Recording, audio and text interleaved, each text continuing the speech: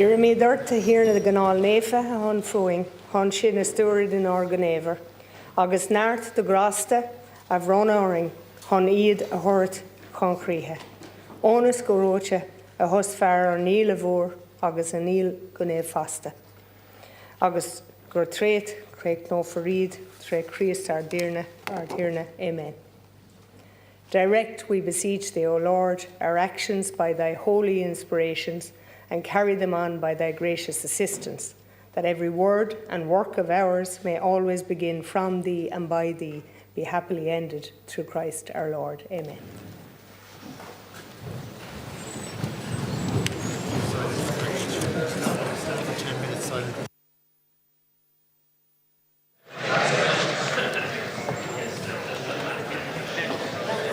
Thank you.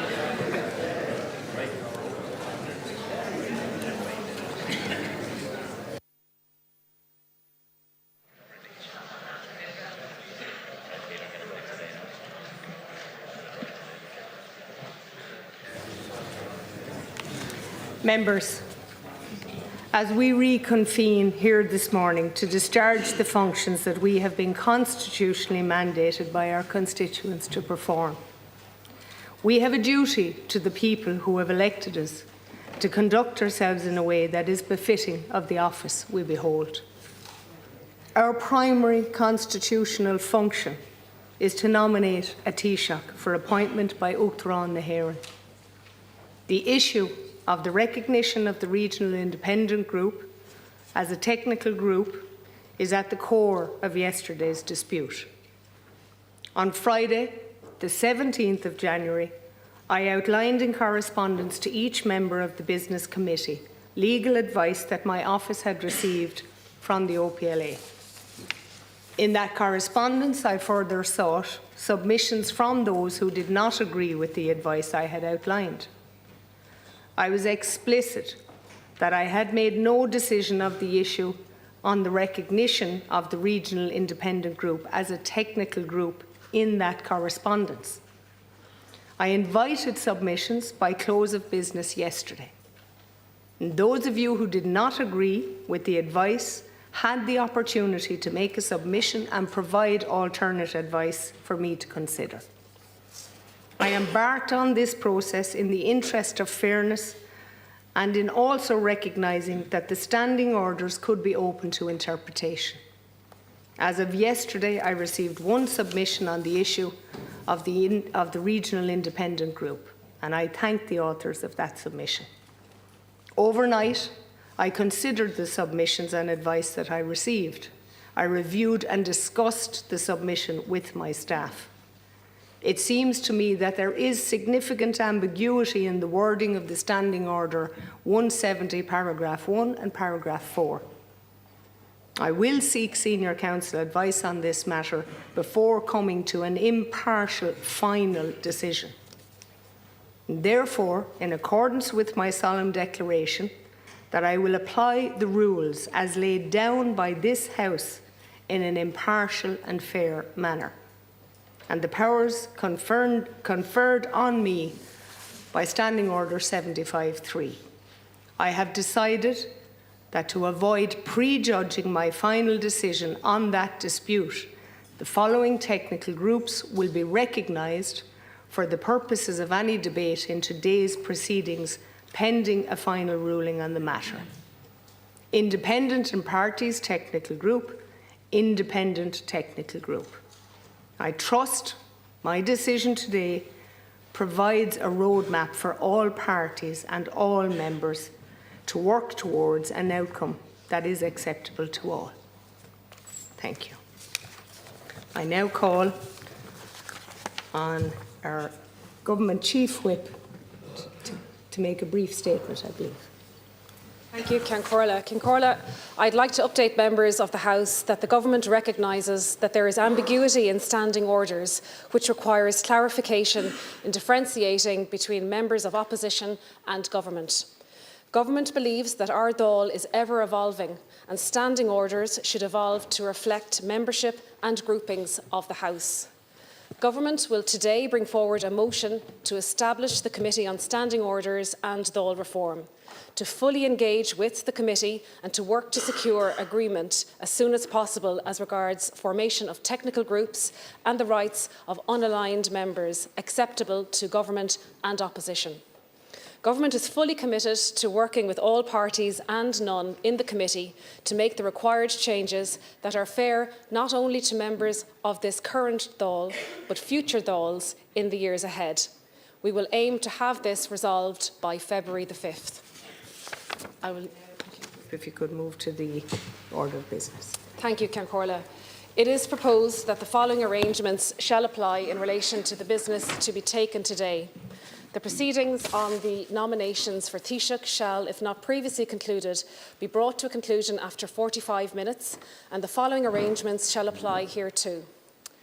The allocation of time shall be as follows: speeches of a proposer and seconder, 5 minutes each, and speeches by representatives of parties who have not made a nomination, 7 minutes per party. If they have not made a nomination, speeches by representatives of the Independent and Parties Technical Group and the Independent Technical Group, 7 minutes per group. Members may share time. Speech by Taoiseach, 10 minutes.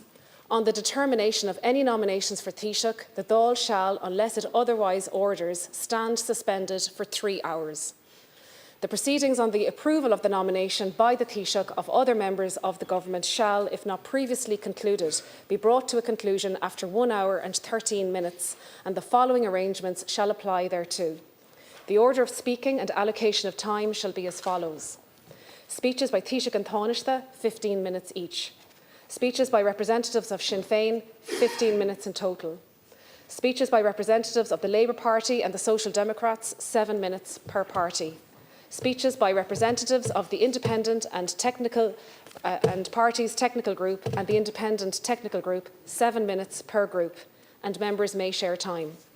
The proceedings on the motion re-establishment of Select Committee on Subsidiarity European Union Legislative Scrutiny shall be taken as the second last item of business without debate, and any division claimed thereon shall be taken immediately.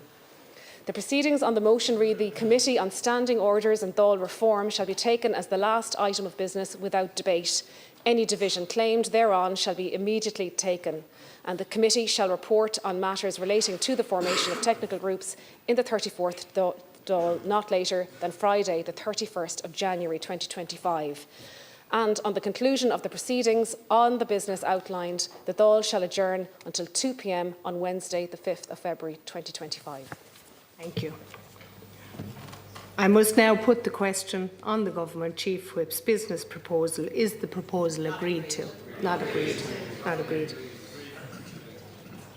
Deputy. I want to raise again the issue of suspending the House for 2 weeks. It has been quite some time since the election.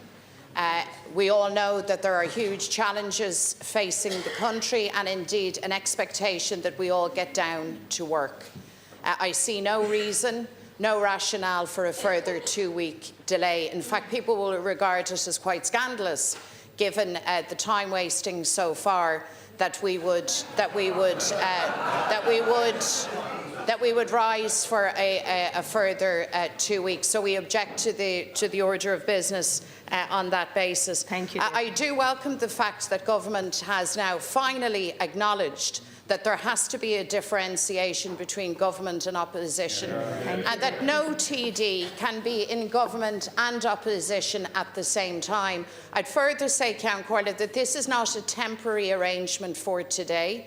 There has to be an explicit understanding that procedurally and in accordance with logic and the value of democracy, that distinction is recognised and respected throughout all of our work. And by the way, considerable time could have been saved yesterday had the government the foresight to simply recognise that logic and the value of that logic to the functioning of the Chamber. Good Ceann, and I want to welcome your ruling this morning and welcome the statement by the Government Chief Whip this morning, and in particular the acknowledgement by Government that there is a need to ensure clarification and differentiating between members of opposition and government. That is the core democratic principle that we across the opposition parties and groups had united on yesterday, and it's fundamental to our democracy. So we've no difficulty with the order of business you've proposed, and indeed we've welcomed the initiative to have a meeting of leaders this morning at which we could sensibly resolve matters. It should never have had to come to the situation it came to yesterday, and we had been to the fore in seeking a constructive way to resolve matters yesterday. I'm glad these have been resolved now. Our objection, Count Corla, to the order of business is on the basis that we do not agree with an adjournment of the Dáil for 2 weeks until the 5th of February. That is our objection. We don't believe there's a need for that long adjournment. Deputy Cian O'Callaghan. Count Corlin, firstly I want to thank you for the work that you've done in helping to bring this to a resolution for today. I also want to welcome the statement from the Government Chief Whip and the engagement with all the different party leaders this morning to resolve this. It should never have come to this, and all of us in government benches and on opposition benches, we need to work constructively together in future to make sure that there's a smooth and efficient running of the Dáil and engage properly so that these things don't happen in the future. We're not in agreement with the postponement of the Dáil meeting again until February 5th. In the past, when there was a break after a new government was formed, that was in different circumstances. When the new government came together very quickly after the election, we are now almost 2 months since the election, so there's been ample time for people to prepare and so forth. And I accept if the ministers aren't ready to face it all next week, the Taoiseach and Taoiseach certainly would be. Thank you, Deputy. Deputy of Independent Parties Technical Group, Richard Boyd-Barrett. Thanks, Count Corla, and thanks for the efforts overnight on your behalf to try and resolve this issue. We want to state for the record, we were not in any way trying to obstruct the nomination of the Taoiseach or the establishment of the government. Our concern, and we are glad that the government have now finally acknowledged, is that there has to be a clear distinction between those who are in government, TDs who are in government, and those who are in opposition. And if the government is as good as its word and honours the commitment now made that there will be a resolution mutually acceptable to government and opposition, then that matter can be put to bed. However, we continue our opposition to the decision to suspend the Dáil for another 2 weeks. There are too many pressing issues for people in this country, and we will be opposing the order of business on that specific basis. Thank you, Deputy. I move now to Deputy Michael Collins of the Independent. Thank you very much, Cian Corla. And like others, I'd like to thank you for resolving the situation that we've had. That's been going on now for 7 days as such. The very democracy of the Irish Republic was in question here, and it had to be resolved before we could go forward. You cannot have a situation that was being put before us that looks like it's going to be resolved going forward, and a settlement was made here today. I appreciate that. We will not be supporting the suspension of the House for 2 weeks. We have a housing crisis with 15,000 people without homes, young children without a home. We have a health crisis. I know, I'm almost finished up. We have a health crisis with people on trolleys. We have a cost of living crisis where we want to discuss whether carbon tax can continue in this country or not, or further crucify people. We have an agricultural crisis where people are not getting their payments, and we have a fisheries crisis where the quotas for fishermen have been taken from them, and we need to be here sitting before the Dáil next week. And on that basis, we won't be supporting the suspension of the Dáil for the next 2 weeks. Thank you, Deputy. I now must put the question. Deputies who are in favour of the motion say Tá. Deputies who are against the motion say Níl. I take it that the motion is carried. The question is carried. Vote on. If we can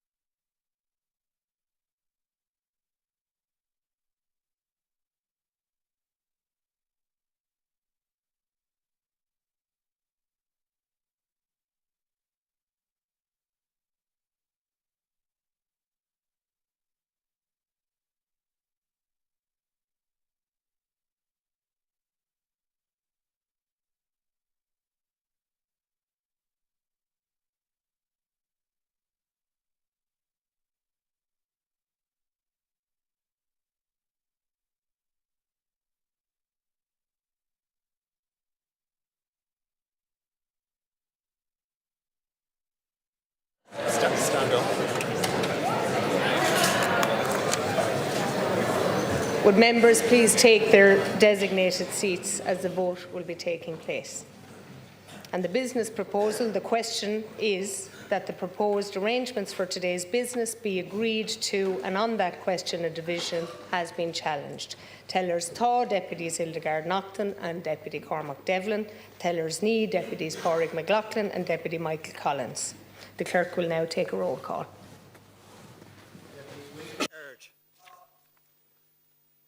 Deputy Grace Boland. Deputy Brian Brennan. Deputy Colin Brophy. Deputy Colin Burke. Deputy Peter Burke. Deputy Paul Butterly. Deputy Jerry Butler. Deputy Catherine Callan. Deputy Micheál Carrigy. Deputy Jennifer Carroll McNeil. Deputy John Clendenin. Deputy Joe Cooney. Deputy John Cummins. Deputy Emer Curry. Deputy Alan Dillon. Deputy Pascal Donoghue. Deputy Frank Feehan. Deputy James Gale. Deputy Simon Harris. Deputy Martin Hayden. Deputy Emer Higgins. Deputy Kieran Keogh. Deputy David Maxwell. Deputy Noel McCarthy. Deputy Helen McEntee. Deputy Michael Murphy. Deputy Hildegard Naughton. Deputy Joan Ellen. Deputy Naisha O'Murray. Deputy Maeve O'Connell. Deputy Ciara O'Donnell. Deputy Patrick O'Donnell. Deputy John Paul O'Shea. Deputy Neil Richmond. Deputy Keith Roche. Deputy Edward Timmins. Deputy Barry Ward.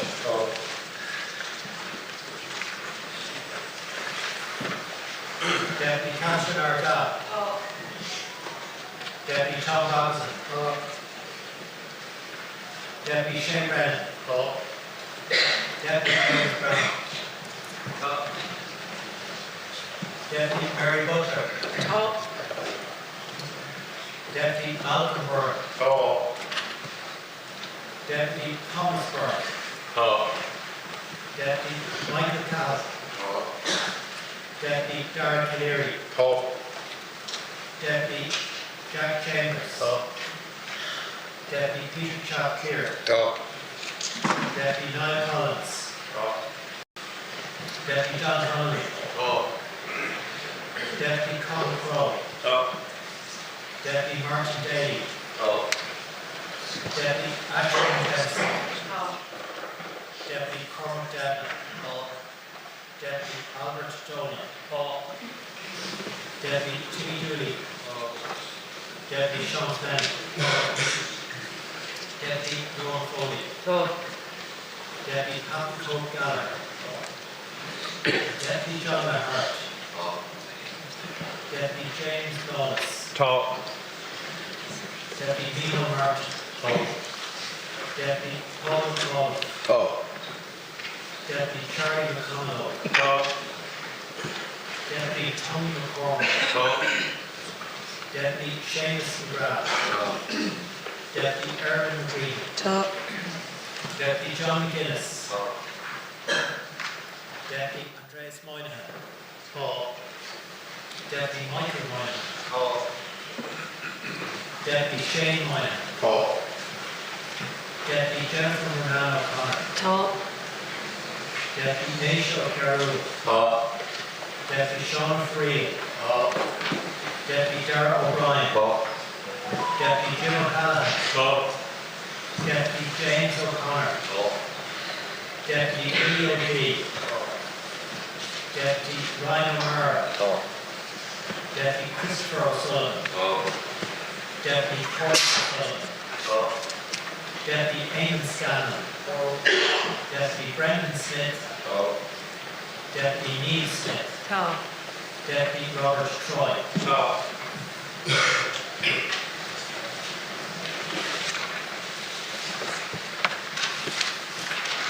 Deputy Kathy Bennett. Deputy John Brady. Deputy Pat Buckley. Deputy Joanna Byrne. Deputy Matt McCarthy. Deputy Sergeant Clark. Deputy Rose Conway Walsh. Deputy Ray Cronin. Deputy Sean Cross. Deputy David Cullinan. Deputy Pat Haley. Deputy Maureen Ryan. Deputy Chris Johnson. Deputy Paul Donnelly. Deputy Debbie Ellis. Deputy Ray Farrell. Deputy Thomas Gould. Deputy Anne Graves. Deputy Johnny Burke. Deputy Martin Kenny. Deputy Claire Curran.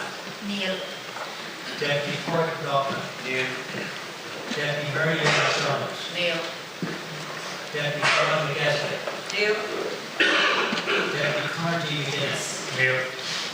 Deputy Denise Mitchell. Deputy John Moynihan. Deputy Natasha Houston Brennan. Deputy Joanne Murahage.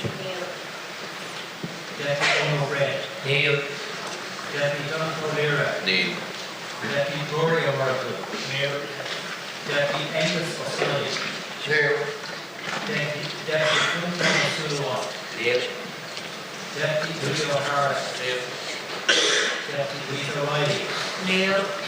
Deputy Darren O'Rourke. Deputy Morris Quinlan. Deputy Mark Ward.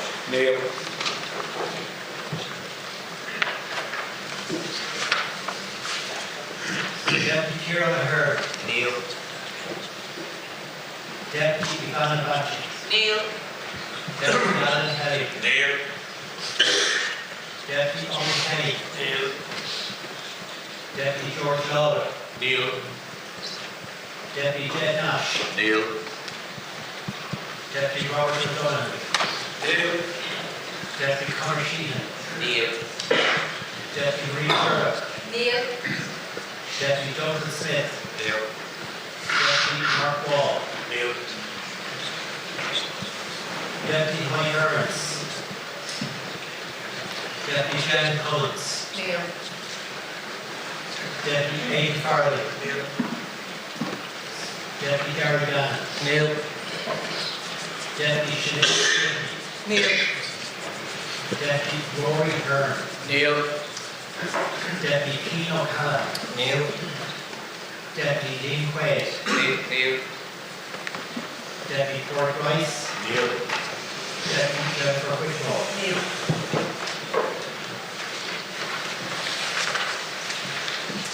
Deputy Michael Collins. Deputy Michael Fitzmaurice. Deputy Richard O'Donoghue. Deputy Ken O'Flynn. Deputy Richard Boyd Parrish. Deputy Ruth Coppinger. Deputy Paul Murphy. Deputy Paul Wallace. Deputy Patrick Tobey.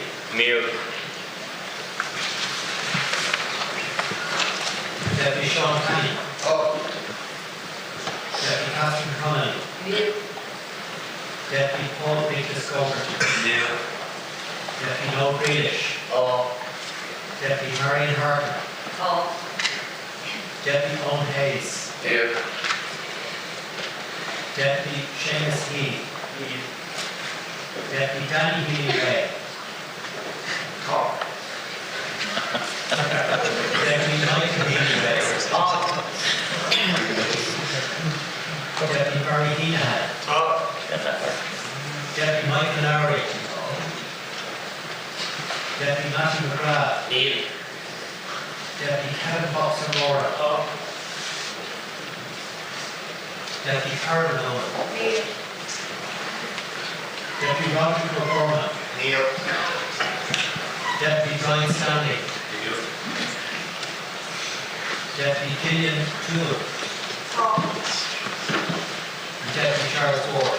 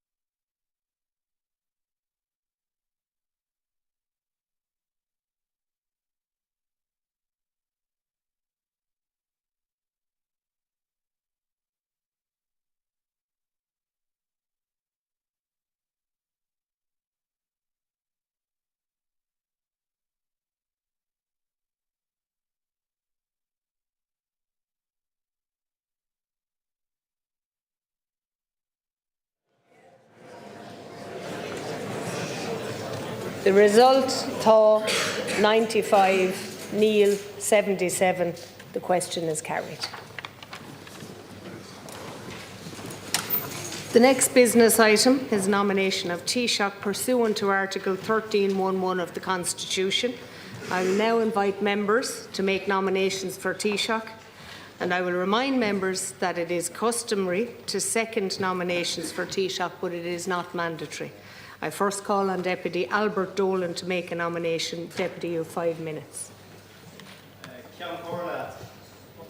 As I was saying, it is an honour to finally propose to the Dáil that we nominate Deputy Micheál Martin for the appointment as Taoiseach by Uachtarán na hÉireann. By every reasonable measure, Deputy Martin has shown that he is qualified to lead our government with distinction, that he will be a Taoiseach of substance, focused every day on the hard work of serving the Irish people, and that no matter how tough challenges are in the coming years, he will meet them and he will overcome them challenges. These are often cynical times. There are many who relentlessly portray politics and political leaders as self-interested or incapable. There is rarely any space available in our public airways or elsewhere to acknowledge progress achieved by our political leaders. There is a premium being placed on being angry and eloquent in our debates. When you look at the record which Deputy Micheál Martin has amassed over the years, you see a lasting and positive impact. You see policies which have helped people in all communities. You see the substance of a leader who has made a real difference. He was a reforming and dynamic Minister for Education who put in place policies which have reduced early school leaving, increased literacy, and dramatically expanded access to further and higher education. As Minister for Health, he pushed forward new national strategies which transformed treatment in critical areas, and he implemented a public health revolution which has saved tens of thousands of lives and inspired 74 other countries to follow Ireland's lead.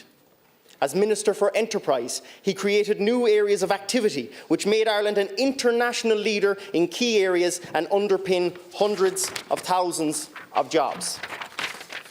As Minister for Foreign Affairs, on 2 occasions, he has represented Ireland with distinction, promoting the core values of peace, cooperation and humanitarian aid. And of course, as Taoiseach, we saw his great strength as he led us through a terrible pandemic and recession which threatened so many lives and livelihoods.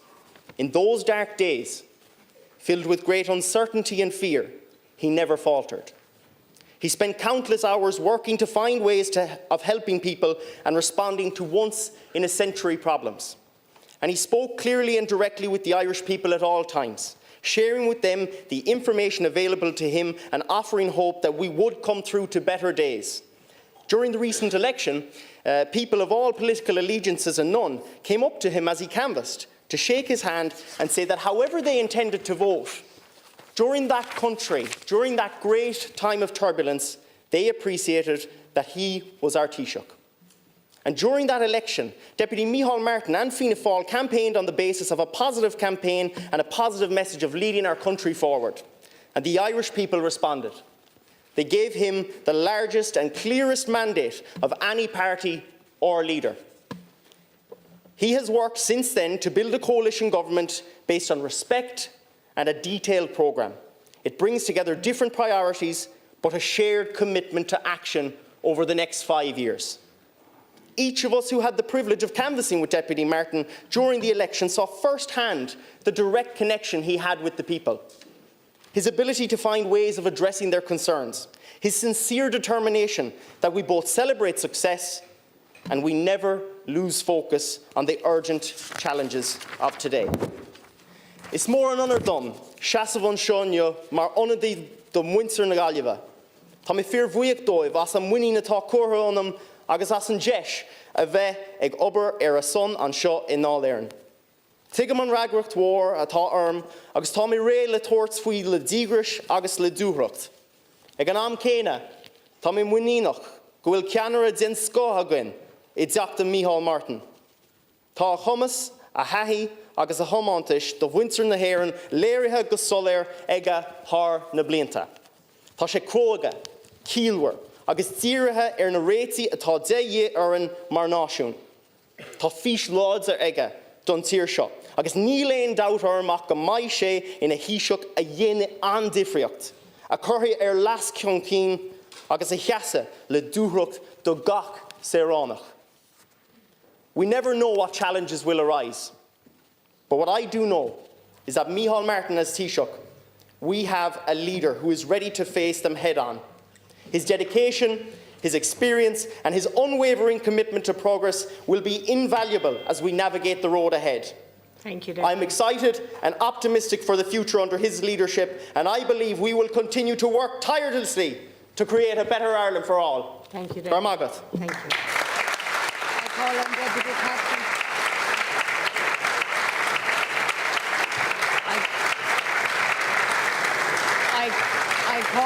Deputy Catherine Arda. Deputy Arda.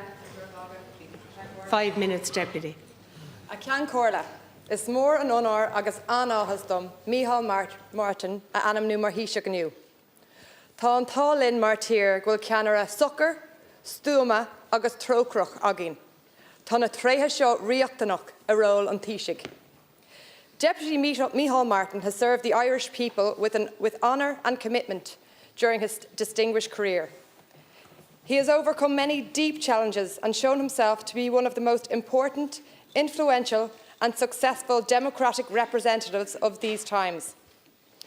He has shown an unwavering belief in the value of working constructively, of respecting others, of seeking to solve problems and not to exploit them.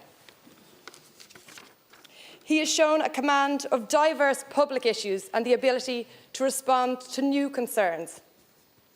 He has, of course, shown that he has a broad and deep support amongst the Irish people. Over the years, he has paid many visits to my constituency of Dublin South Central. Away from the cameras, he has spent many hours talking at ease with communities about the issues facing them. He's always taken the time not just to listen, but importantly to engage, to understand, and to seek ways to help. People see the sincerity and the commitment, and as colleagues will confirm, he is the same wherever he goes and whoever he is meeting. This, above all, is what lies at the core of his connection with the Irish people and its role in Fianna Fáil's success in November's election.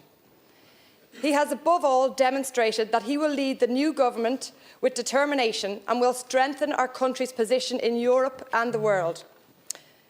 Having secured the most votes and the most seats in our free democratic election, he didn't sit back and expect to be handed the Taoiseach's office. No, he showed respect for the mandates of other democratic representatives and led our party in detailed negotiations. He succeeded in securing a majority for a new government based on an ambitious programme for moving our country forward. It is surely the first qualification to serve as Taoiseach that you show the ability to work with people and build cooperation across political lines. During Micheál Martin's time as Taoiseach from June 2020, he served our country well at a historically difficult moment. He took office right at the height of the worst pandemic in modern times, with our hospitals full of patients with a virus we did not know and how to prevent or treat, and with hundreds of thousands of people unemployed. He was head of a very uncertain government, which many commentators predicted would find it almost impossible to function. Due in large part to his leadership, it was a focused and effective period of government. Members of that government have confirmed that he operated a policy of working with all ministers and promoting action on policies irrespective of who would claim the credit. I have heard many stories from ministers, senior and junior, that his door was always open to them and that he would help them overcome obstacles wherever they appeared. Perhaps the greatest demonstration of his approach to holding high office was seen as he worked tirelessly to secure a share of new vaccines, which were the key to restoring social and economic life. In Europe and globally, he lobbied other leaders and businesses for Ireland. Every day, he pushed within his government to develop an unprecedented programme that could rapidly distribute the vaccines. And once he succeeded in this, he then took his place in the queue along with his fellow citizens. Ceann Comhairle, it is with full certainty that he has the character, the ability and the determination we need, that I have the honour to second the motion that Dáil Éireann nominate Deputy Micheál Martin to the President for appointment as Taoiseach.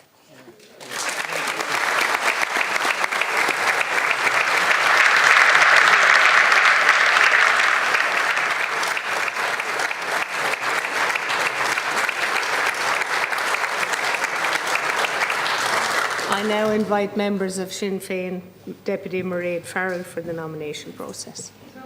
A cheann comhairle is honour mhór go mé seasamh Oswar Gore inniu agus Mary Lou MacDonald a anamnú mar Taoiseach. Inyo, Tomaji Chatli Chéile chun rialtas na dála seo a thofa.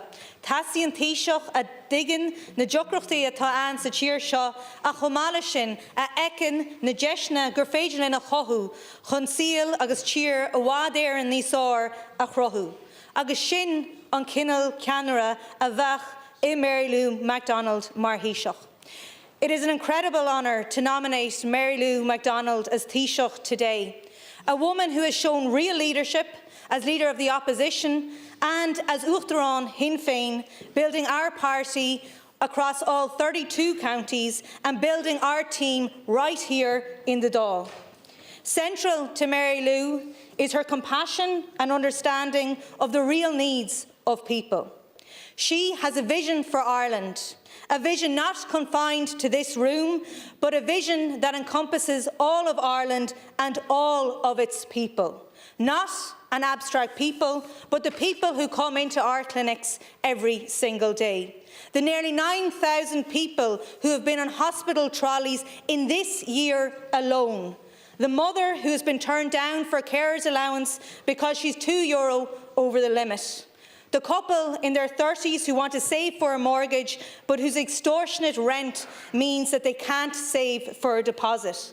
These are the people we stand for, and these are the people we represent.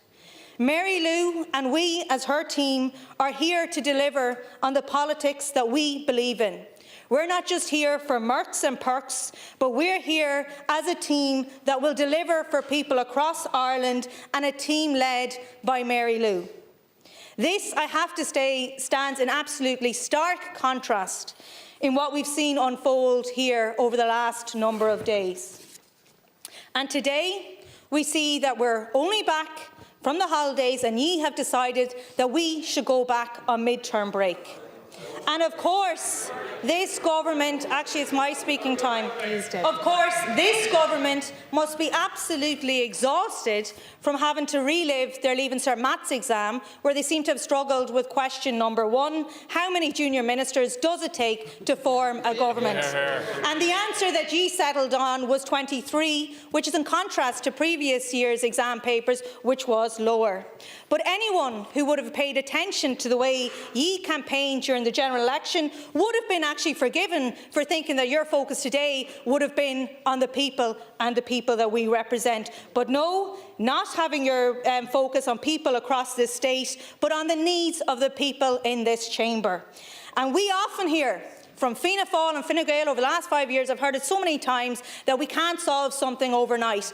Well, there are some things that we seem to be able to solve overnight, and these issues that could be solved overnight relate to government pay, positions and allowances. Day one of a government tells us what the government is going to be like, and today we hear it loud and clear: your focus is on you. Not only did you want to control government, you wanted to control opposition by putting your own people over here on the opposition benches. And what a remarkable feat that would have been, acquiring the ability to be in 2 places at once, supporting the government's oppositions, but trying to hold these decisions to account from the opposition benches. And once again, the people of Ireland are left to one side. Prior to this election, you said you will commit to abolishing the carers mean test. After the election, you said you'd commit to it in an undefined way, by some undisclosed date, hopefully in the not-too-distant future. And translating that from political speak to ordinary plain language, that means God knows when it's going to happen, or if it's going to happen. You are making thousands of carers wait until July who are on reduced payments to get their allowance increases. Let them have it now. And it's the same when it comes to the Occupied Territories Bill. It's been a long commitment from Fianna Fáil. It was in the last programme for government. The legislation was done. It was supported by all the parties in the Dáil and by the overwhelming majority of the electorate. And what did you do? You sat on your hands, talked around in circles and tied yourselves in knots. Then when the election campaign was on, it was your priority. Now that the election is over, you're telling us that you need a different piece of legislation. Well, there were a lot of people outside this place yesterday who knew exactly what you were trying to do. But what I would say is that it's important for people not to lose hope. The government wouldn't have been trying to orchestrate the charade that they were trying to do yesterday if they weren't worried. This will not be a government for the people, but my God, we are on your side. Deputy Pearce Doherty.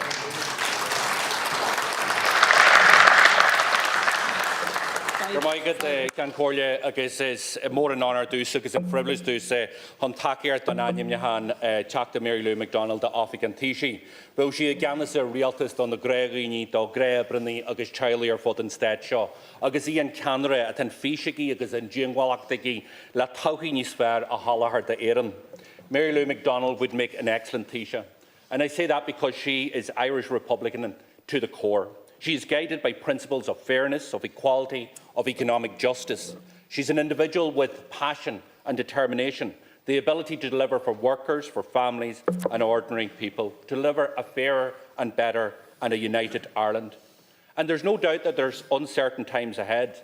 But what is certain is that Fianna Fáil and Fine Gael governments have left us in a vulnerable position, a country rich on paper that feels poor in far too many ways. The programme for government is just more of the same. We will have 5 more years of carbon tax increase, courtesy of the Healy Rays. Well done, lads. We will have vulture funds going on, snapping up homes for first-time buyers. Deputy, negotiations, as we know, were only about who got what jobs and what salaries. Delivering for ordinary people took a back seat to personal ambition. So what are we going to have, and what are the priorities of this government? The most junior ministers in the history of the state, the most super juniors in the history of the state, and they're going to be the best paid in the history of the state. Indeed, one of the first pieces of legislation that this government is committed to bringing forward is to increase the allowances for these junior ministers. But you don't stop there. You try to pull a political stroke of huge magnitude, that sham, where you try to create the impression that independent TDs who negotiated the programme for government, who signed up for it in good days and in bad days, got to sit in the opposition benches and use opposition time. And we can't forget, can we, Michal, who was behind this grubby deal of government in the first instance? It was Michael Lowry, the star of the Moriarty Tribunal, that found that Michael Lowry received over €1 million in direct payments and loan supports from Denis O'Brien, who he was instrumental as Minister in delivering a state licensing contract to. Deputy Lowry in your government, who not only influenced but delivered the result, he engaged in a cynical and venal abuse of office. He was involved in attempting to influence an arrangement that was profoundly corrupt to a degree that was nothing short of breathtaking. Taoiseach, they are your words. Your words. You called him a rogue politician, now you welcome him back into the bosom of government. Deputy Lowry is a government-supporting TD, and you should facilitate him with speaking time.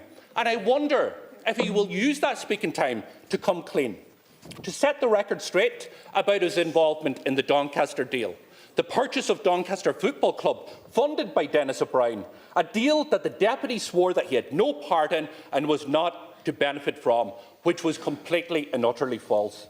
So let me put some new information on the House. Deputy Lowry had 57 meetings in relation to the Doncaster deal, including here in the Houses of the Oireachtas, with the organisers of the project and representatives of sport. He also had meetings in the boardroom of Doncaster Football Club itself.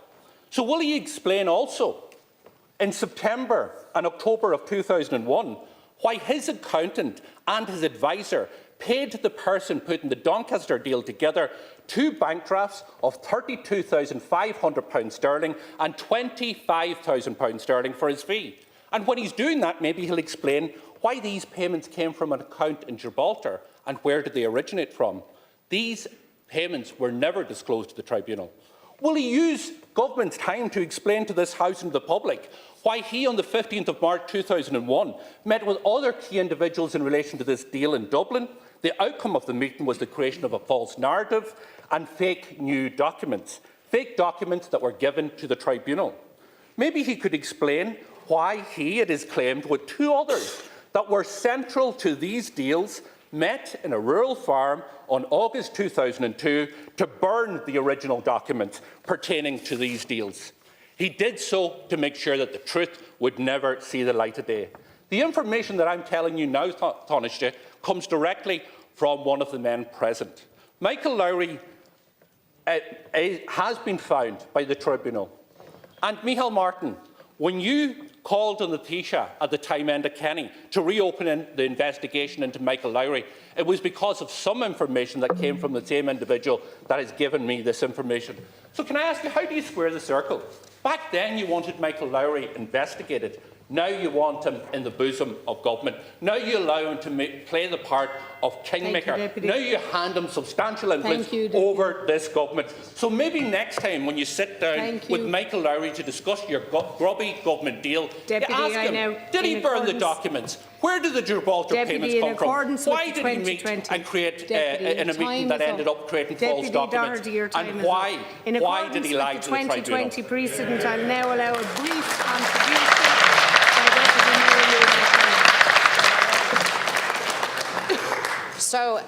So firstly, I want to thank Ceachta Farrell and Ceachta Doherty for this nomination, Ceann Comhairle. Government, of course, is not about one individual, but the person elected as Taoiseach. Their politics, their priorities, their values undoubtedly shape the future of the country.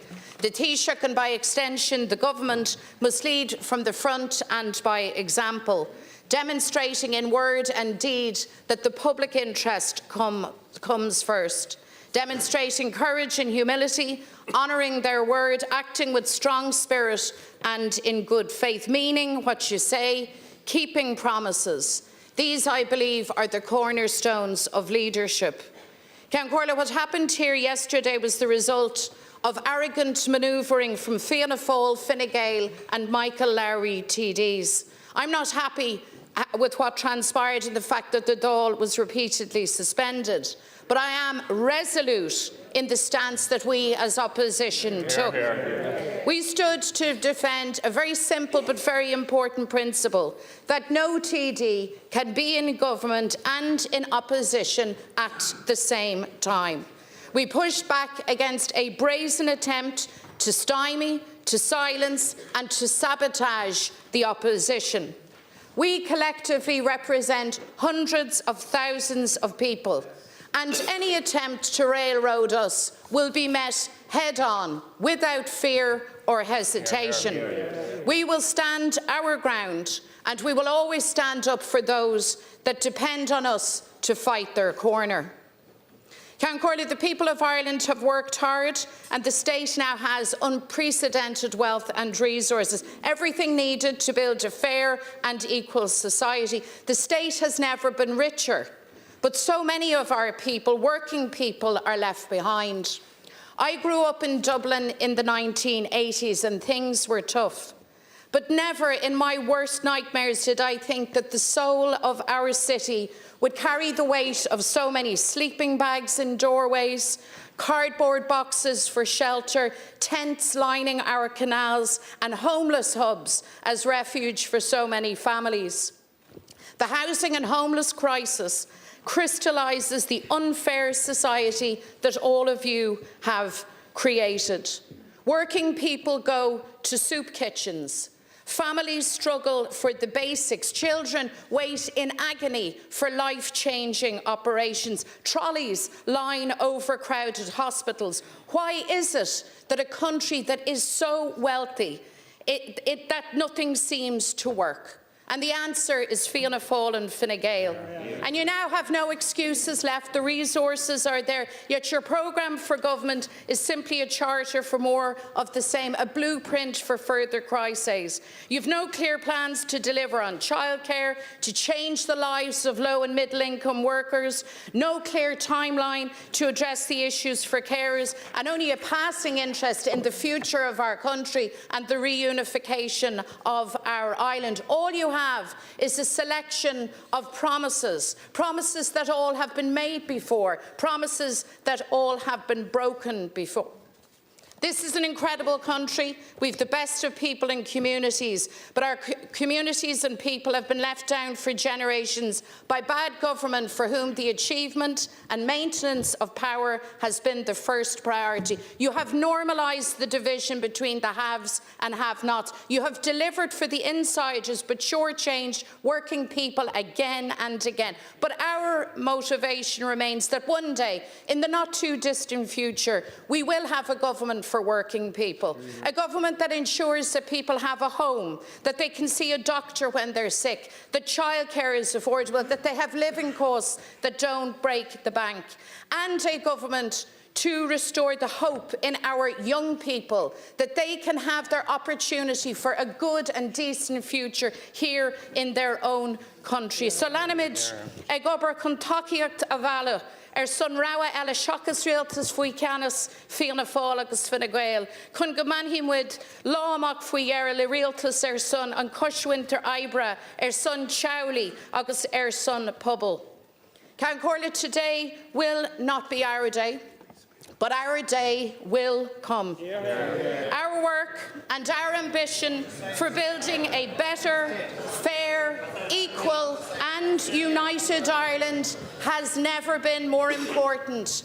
And we stick to that task with real belief, with renewed hope and refreshed determination. And it is in that spirit that I accept this nomination. Thank you very much.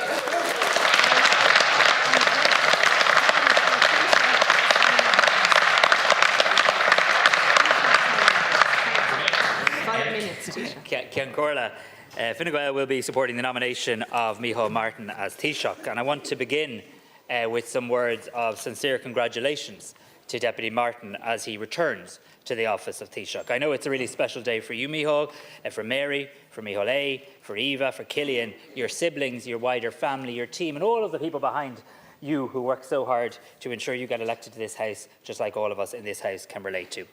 I know it's especially significant for you, your family and your team, given the circumstances on the previous occasion of your election as Taoiseach, when the COVID restrictions kept you from experiencing this great honour here together in this chamber as you do today.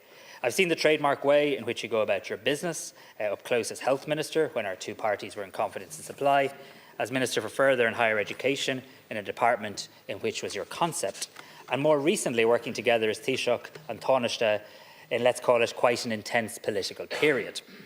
It's fair to say I could sense you were somewhat nurturing a mild desire to be Taoiseach again. And I sincerely want to congratulate you on that achievement, and I want to wish you well as we work together in partnership. Seriously, I know and acknowledge your wish to be in office is for all the right reasons, and that you will again bring to the office of Taoiseach your dedication to public service, the benefit of your long experience in government, and your personal qualities of being simply a very good and decent person. We have worked together. We have had intensive, comprehensive engagement and negotiation to agree a programme for government between my party, Fine Gael, your party, Fianna Fáil, and a number of independents. It is a plan for Ireland for the next 5 years, and I'm confident it is the right prescription for our country going forward. It is an ambitious plan to drive our country forward, but it's also a plan to keep our country safe and secure. And the Fine Gael party is looking forward to playing our part in the new government in a spirit of partnership, mutual respect and shared objectives. There is much work to do, and we are eager to hit the ground running. For my own part, I'm excited to play a leadership role as Taoiseach in the first half of the government, and I pledge to work relentlessly on delivering the programme for government in the interest of the people. And I look forward to nominating Fine Gael colleagues to join that government later, and to working with all colleagues in government, as Ministers of State, TDs, Senators and people right across this House as we work together for the people of Ireland. I'll speak at greater length later on when the Dáil reconvenes, but I would like to briefly reflect on the visions and values underpinning the new government which will be formed today. There is a context to the formation of every government. For example, the last government in 2020 was undoubtedly formed in the context of the COVID-19 pandemic, and the previous one in 2016 faced a combination of an Irish economic recovery, a looming Brexit and a very fragmented election result. On this occasion, there is no doubt the context of a global geopolitical change and the very real challenge that that presents. In this context, and indeed at a time when incumbent governments across the world are losing power, the Irish people delivered a mandate for stability and sensible leadership. Of course, there is a great need to make progress on our own domestic challenges, particularly in the areas of housing, health and disability. There is good reason, as my own party enters a historic consecutive term of government, fourth consecutive term, to believe that we can deliver both that essential progress and the protection of our economy in the face of potentially harsh headwinds.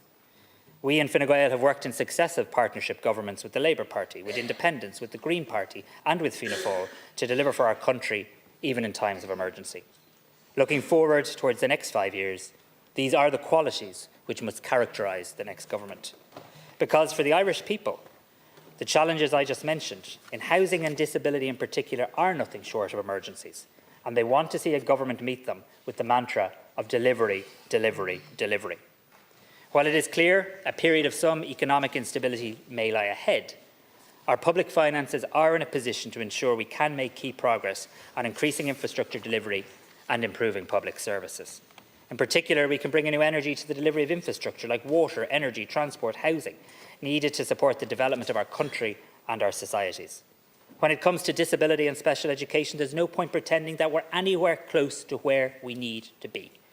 I've many times acknowledged that this is an area where successive governments have not made sufficient progress. But I believe we enter the new government with the message of the people ringing in our ears that there must be a step change here.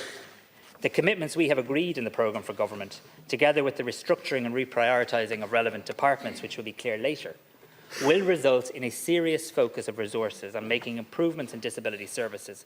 And I can guarantee you that I know this will be an area that we will both champion from the top. For my own part, I'm looking forward with confidence, optimism and energy to delivering 5 budgets together in this government and making progress for our people in each of those next 5 years. More of that later, but for now, I want to wish you well, Micheál. I look forward to working with you, to working in partnership in this government, and I am excited, energised and determined about the time ahead for the country we love. Gur Magat. Thank you, Minister.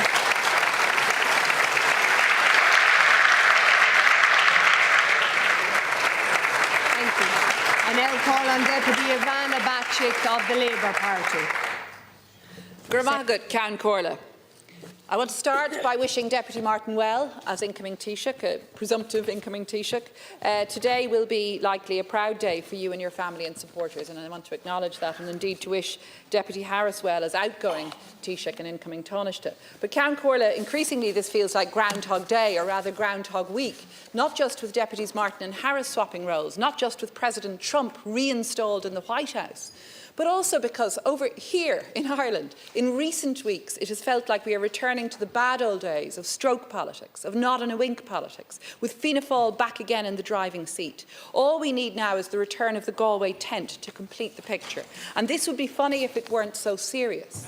I'm very glad that we've reached agreement today and that the whip read out an agreed form of words, acknowledging what is a self-evident truth, that you cannot be in government and in opposition at the same time as a TD.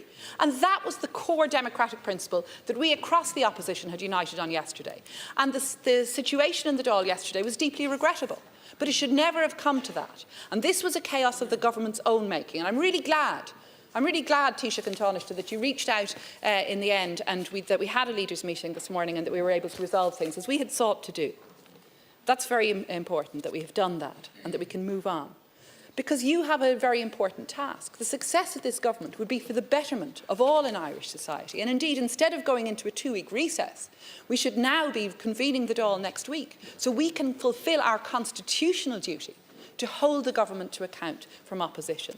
A government that should now be actively engaged in bringing about the change so badly needed by the communities that we all serve and that we represent. Change is desperately needed, colleagues, for the families facing eviction at the end of this month, for the 4,500 children now in homelessness, a shame for all of us, for the parents who cannot access autism supports, for additional needs places for their children, for patients languishing on waiting lists, and for all the young adults who we all know who are now booking one-way tickets to Australia because they see no life and no prospect of an affordable home for themselves here. But instead of working on the radical changes that are needed, your 3 partners, the Fianna Fáil, the junior coalition partner in Fine Gael, and of course the wobbly leg of the stool, the so-called regional group, you're offering a 160-page programme for government that essentially is promising more of the same. There is no sense, if you parse through that document, there is no sense of any acceptance of a need for change at all, and no indication as to the how of delivering on the few new commitments or aspirations set out. Indeed, many of the measures in the programme will see us going backwards. There's nothing there on how you're going to achieve the ramped-up delivery of homes that we all know is so badly needed. Instead, we're seeing more outsourcing of housing. There's nothing to strengthen renters' rights, and you've even ignored your own Housing Commission's recommendations. No sense of a radical reset on housing policy here. While climate targets are retained, that's welcome, but no meaningful pathway set out as to how we achieve them. And worse, the slashing of funds for cycling, for public transport, for sustainable transport in favour of building more roads. As Trump might say, roads, baby, roads. That's what we're going to see from this government. You've buried your heads in the sand when it comes to the impact of data centres, and you've left the door wide open for polluting LNG. The private sector is going to continue to be relied on, it seems, to deliver essential public services like childcare, and workers' rights are getting only a derisory treatment. You've abandoned initiatives like drug policy reform, like the Citizens' Assembly on the future of education, and there's nothing to reassure us about how we face the threat of Trump's dangerous tariff plans. There's only lukewarm prospects at best in the programme for achieving the necessary passage of the vital Occupied Territories Bill that we've all united on. In short, your programme for government is not up to the task, with no sense of urgency about tackling the crises that face us in housing, in climate, or indeed the crisis in disability services. We're seeing no vision, and we're seeing a regressive set of policies. Not only the policies, but the politics, the practice of politics too, is regressive.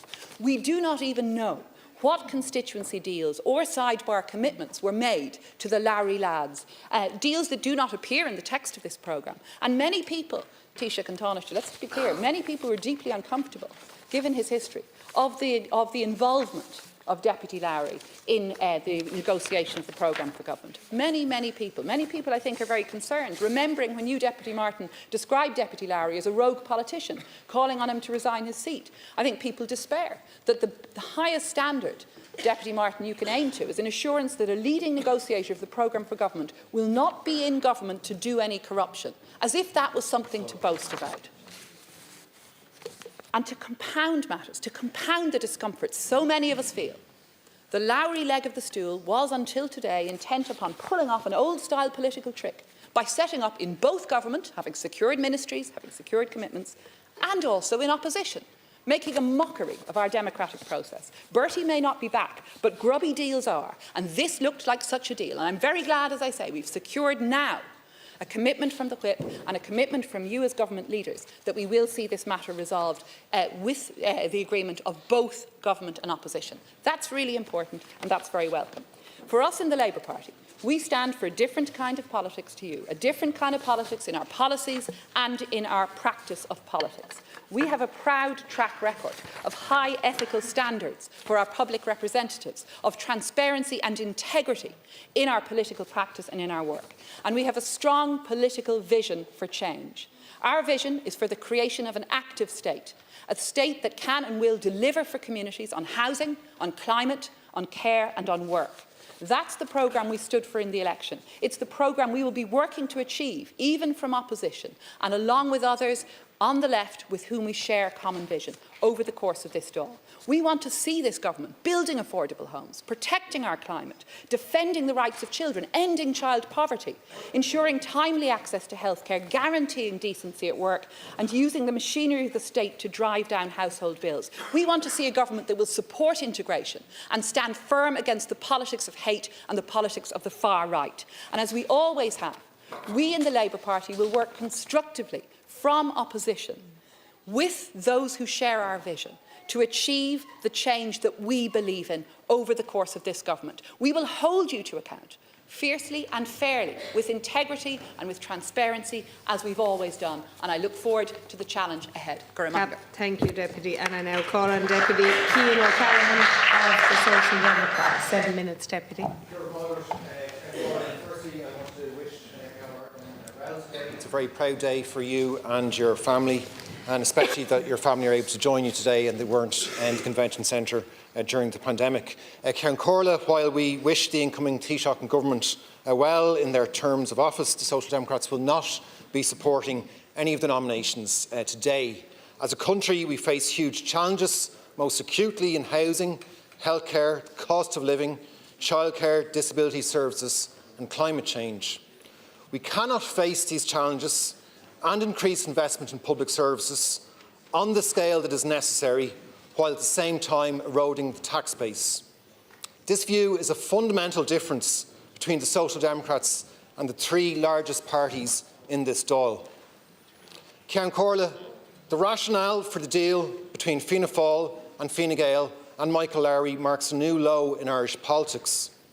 Last Sunday, Micheál Martin defended negotiating a programme for government with Michael Lowry, even though the Moriarty Tribunal found his actions to be profoundly corrupt. Attempting to justify this, the Taoiseach said Deputy Lowry would not be in government to do any corruption. This is an astonishing remark to make about a negotiating partner, and it makes a complete mockery of any claims this new government will champion ethical standards in public life.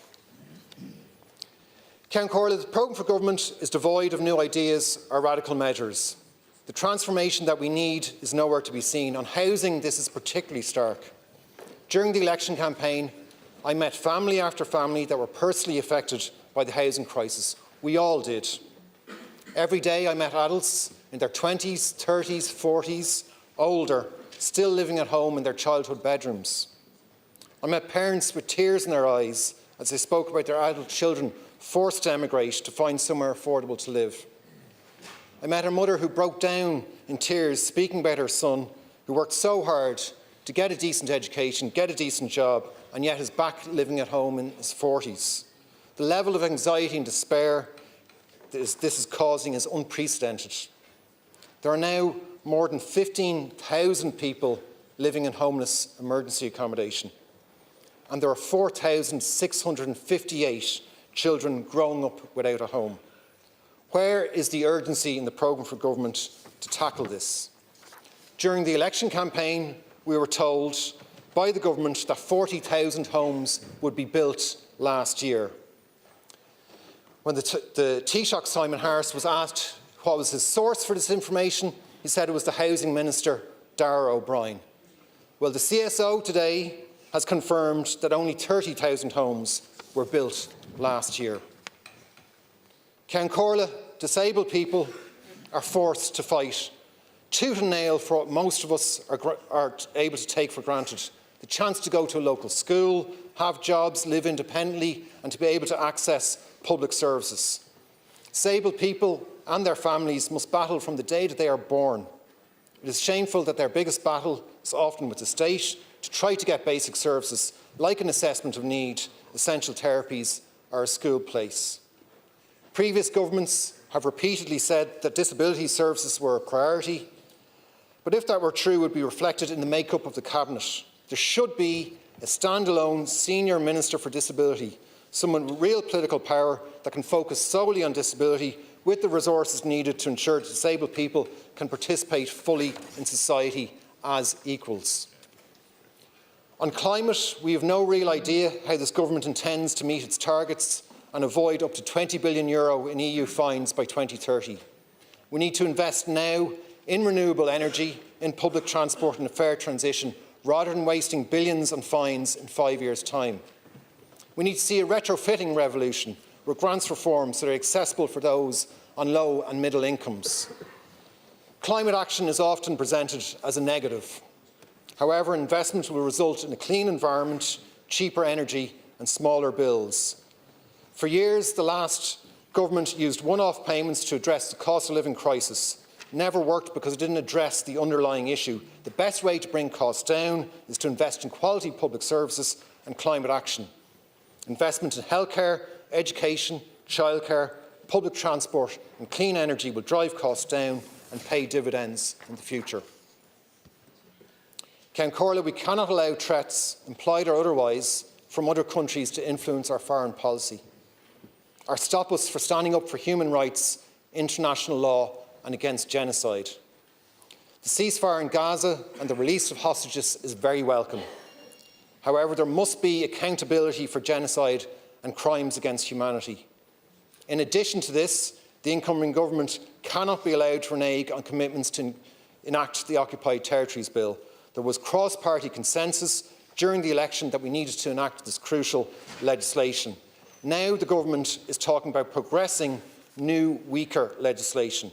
It is totally unjust for Palestinian families to be evicted from their homes and farms to make way for illegal Israeli settlements. We need to enact strong legislation that shows Ireland stands firmly for the application of international law and the principles of justice and peace.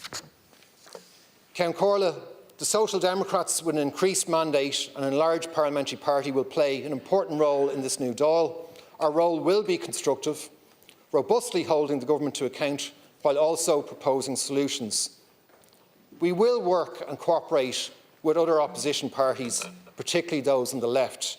However, when parties that claim to be on the left put forward policies to erode the tax base, to undermine funding for public services, we will not be silent about that.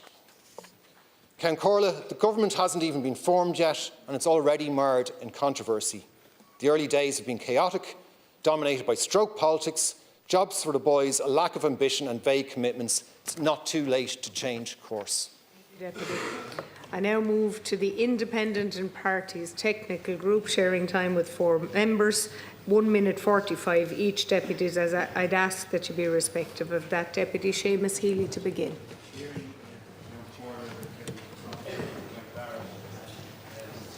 Murphy. Yes. Count Corla, this programme for government continues the failed policies of the previous government. It lacks ambition. It's deliberately vague and has no costings and no timelines. That means a continuation of the housing and homelessness crisis, the cost of living crisis, hospital overcrowding, huge health waiting lists, a broken disability service, and the continuation of the health recruitment embargo known as pay and numbers. The housing and homelessness crisis is the most fundamental issue facing this country, and this programme continues the failed policies of its predecessor. There is no new urgency, no emergency measures, no reset of housing policy as recommended by the Housing Commission, and the commitment to hold a right to housing referendum has been reneged on. The section on disability services is weak, vague and non-specific. There is no proposal to eliminate the huge waiting lists for therapy services. In fact, the programme foresees those backlogs continuing. It also continues the situation where the law is being broken by the government, depriving children with additional needs of their legal entitlement to an assessment within 6 months of referral. Count Corla, on these issues and many more, this programme for government is not fit for purpose. Thank you. Thank you, Deputy. Deputy Ruth Carpenter. Today we nominated Taoiseach in a week that Donald Trump was inaugurated. Surrounded by his oligarchy, his billionaires and his sexual predators, he announced that the US intends to continue to destroy the planet for profit, to pick on minorities and to move in a more competitive and genocidal direction. Beside him, the world's richest man did 2 fascist salutes for good measure. So what was being announced was the end of a liberal era for capitalism and for politics, and that will resonate in this Dáil as well. Already the government has announced it will drop the Occupied Territories Bill, partly in an attempt to prostrate itself in front of Trump and the corporations to ignore the ongoing suffering of the people of Palestine. What was a very right-wing government will become more right-wing, including with the motley crew of those who espouse some of the ideas of misogyny, racism and climate denial as well. So we need a left. They're becoming more right-wing, more clearly pro-capitalist. We need a left, that is more anti-capitalist and that puts up a challenge and puts up an alternative.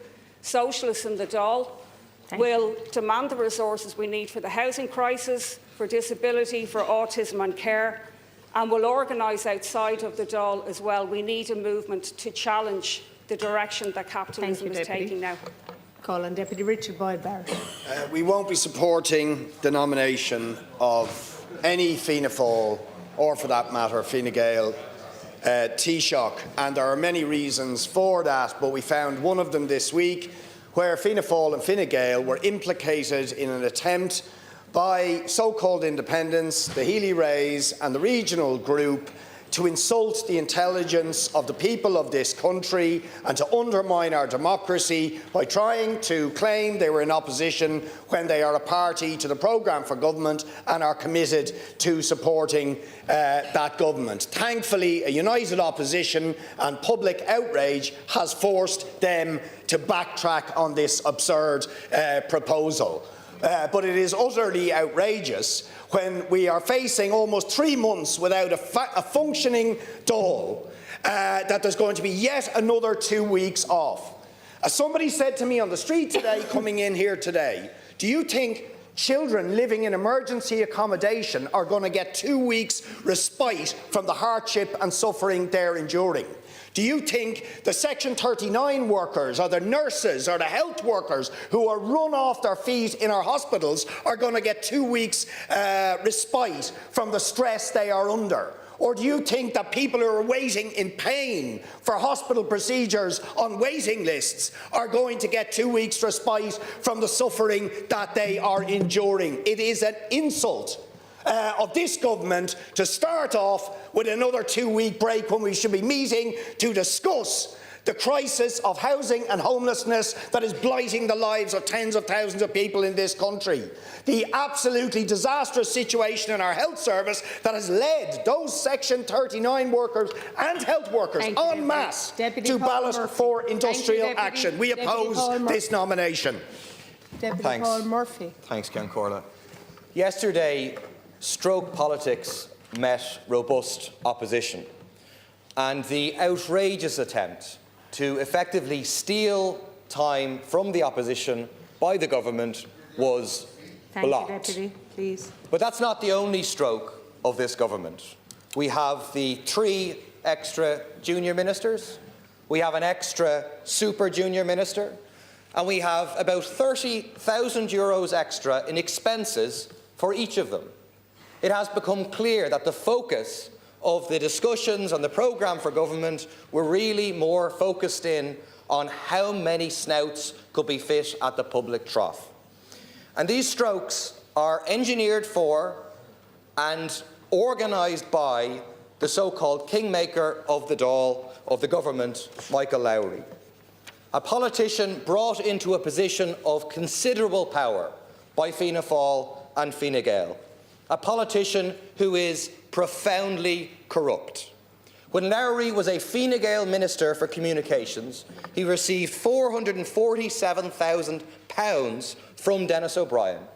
In return, Lowry made sure that O'Brien won the competition for a mobile phone licence, and when O'Brien later sold it, he made $300 million. Does this matter? Absolutely. Because while Lowry is the kingmaker, O'Brien is the puppet master. This government will run the country in the interests of the O'Briens, the Michael O'Learys and the other billionaires and multimillionaires. When people ask why is the housing crisis getting worse, why is the health crisis getting worse, it's because the government represents those who profit from these crises, not those who suffer from them. Thank you, Deputy. Deputy Michael Collins. Thank you, Ciancórla. To start with, Independent Ireland would like to congratulate you, Micheál Martin, and your family on your election as Taoiseach today. Independent Ireland have very serious concerns for our country, and looking at the new programme for government, which is more or less a cut and paste job of the last one, leaves us to believe that little will change for the next 5 years for the many people who are struggling on a daily basis in our country. While some of Independent Ireland's policies are being adopted, such as appointing a Minister for Fisheries and the Marine, a full rejection to the Mercosur deal, the VAT decreased to 9%, which has now been promised in the programme for government going forward, but the detail is still very vague, and for the many hospitality businesses who have closed its doors already is too little too late. What is alarming is the omissions in the programme for government. A freeze on the carbon tax increases. This has now been forgotten by Fianna Fáil, Fine Gael and the Independents, who have signed up to this agreement. This is a hammer blow to the ordinary men and women who have to go about their daily business. It is a blow to the haulier who is supplying goods throughout the country, who, with every increase, will have to up the price of hauling goods to our shops. And it's a hammer blow to every farmer in this country who have to use agricultural vehicles to put food on our tables. Shame on anyone who signed up to a deal that hits the most vulnerable in this country. We in Independent Ireland advised the government to declare a housing emergency, and they have failed to do this in their programme for government. A housing emergency would have expedited solutions to a housing crisis where over 15,000 people are now without a home. Many of these are children. A housing emergency that brings back the power of county development plans to the people and allows planning in urban and rural communities. You did not take on board Independent Ireland's policies on deadlines for wastewater treatment plant completions, which leaves communities all over the country with no infrastructure to build. Your housing targets and the housing targets of all other political parties in this stall will lie in tatters at the end of this year, because you can't build homes without proper infrastructure. And last week's false news announcements that 64,000 houses had started, that was fake news in 2024. The facts are revealed today that 6.7% less houses built last year, only 30,330 in 2024. There is no vision in this government to resolve this. One of our main proposals in health was a medical card for all cancer patients during the duration of their cancer treatment. Unfortunately, you are refusing this. I wish you well, and I look forward to being a constructive opposition in the years ahead. Excuse me, Deputy Richard O'Donoghue. Thank you, Don Corla. And thank you. For the nomination of Taoiseach, I wish you well, and your family well. As the General Secretary for Independent Ireland and as the Deputy Leader, I believe it is now time for people to lead. So when you're appointing your ministerial positions, it was the one thing that I had always said to you, that you spread them throughout the country, that they represent Ireland as a whole, and you take the ministries, a lot of them, out of Dublin and let them reflect the infrastructure that's so badly needed around this country. Having this as a Dublin-based cabinet hasn't worked. You have seen from health, failure. You've seen from the point of view of infrastructure, failure. You've seen on the point of amount of houses that you've delivered, failure because of the lack of infrastructure. If there was any sports game on today, all the field positions are covered. That means Ireland should be looked at as a field position. And I believe all the ministers that you're appointing should reflect that around the country and not have a Dublin-based cabinet. That is the answer to fulfilling infrastructure and representation for all counties when you use it as a team effort. From the point of view of the VAT rate, the 9% VAT rate which we looked for, and a lot of other people here on the opposition benches looked for, you've said that you're going to adopt this, but you still haven't fulfilled it. There's businesses closing as we are here today that employ people every day, hospitality, small SMEs are failing to keep their houses open. You're giving grants for new businesses, which only last 2 years when the grants stop, but you're not looking after the existing businesses that are there to help them keep them going. From the point of view of carbon tax, which was a red line issue for us, and you look at the transport networks across this country, again, there's been a failure on that. There's a lot of infrastructure in this area which needs fuel to do this. We are not having the infrastructure in place. Yes, thank you. Thank you. I said before Christmas that it looked like this government would end up like a cold to lukewarm cup of tea with the bag still in it at a convenience store in Thurles. I'd hoped that it might turn out a little bit later, but this is far from a visionary programme for government document. It's an insipid, artificial vanilla programme for paralysis, devoid of any roadmap or tangible targets. Gon fuineh, gon tro, gon dochas, gon clishtica, agus gomurmur, gon cova. No compassion. This is no Seamus Heaney moment where hope and history rhyme.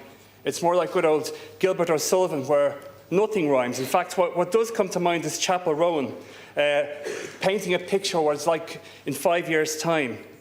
And when you think about me all those years ago, you're standing face to face with "I told you so." You know, I hate to say it, but I told you so. It doesn't have to turn out that way, though, and if we work constructively, we might have better options. But we need to get moving on so many, many issues. Housing and homelessness, our health service, most recently the huge delays in the promised delivery of the hormone replacement therapy products, making our streets safer, introducing legislation to ensure real consequences for violent assaults, processing school building projects in rapidly growing areas, tackling overcrowded or non-existent trains and buses, dealing with an asylum system that's clearly not fit for purpose, similarly climate targets that have no roadmap, and we're facing billions of euro fines on our taxpayers. Equally, and equally important is the energy crisis. We need to be able to be self-sufficient in energy, but we're going to be facing massive, massive imports. And not to mention the Occupied Territories Bill. The list, Ceann Comhairle, is endless. So on a personal level, in the context of his long esteemed career, his integrity, and the nature of him being a man for substance, I wish Micheál Martin all the very best. But on the basis of this programme and its constituent parts, I cannot vote in conscience for this government, but I wish you all the best. Good luck, colleagues. Thank you, Deputy. And that concludes the contributions on the nominations for Taoiseach. And the question is that Dáil Éireann nominates Deputy Micheál Martin for the appointment by the President to be Taoiseach. Deputies who are in favour of the motion say Tá. Tá. Deputies who are against the motion say Níl. Níl. I take, in my opinion, the question is carried. Vote all. We will now ring the bells.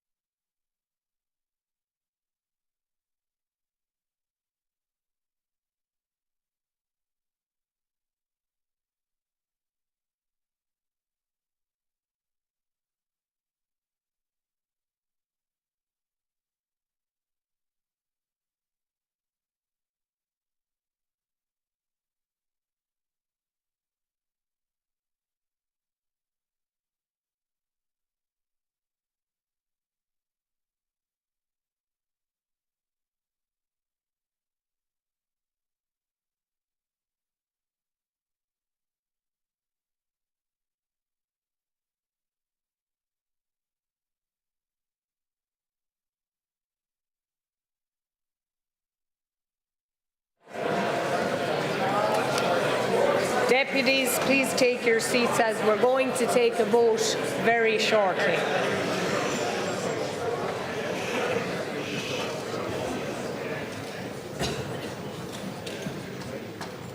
On the nomination of Taoiseach, the question is that Dáil Éireann nominates Deputy Micheál Martin for appointment by the President to be Taoiseach, and on that question a division has been challenged.